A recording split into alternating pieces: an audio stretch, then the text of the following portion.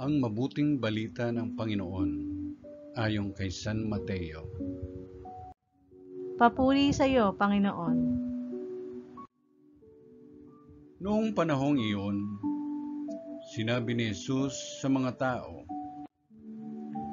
ang paghahari ng Diyos ay katulad ng kayamanang nakabaon sa isang bukid.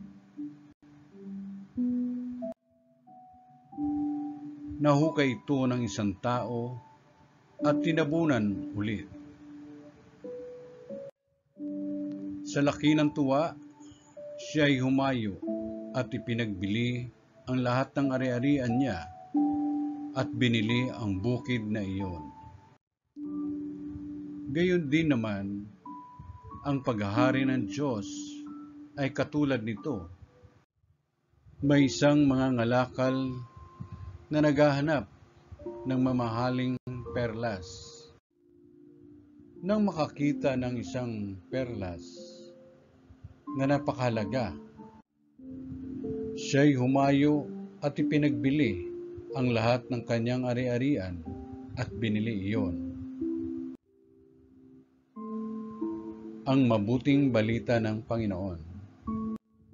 Pinupuri ka namin, Panginoong Jesucristo.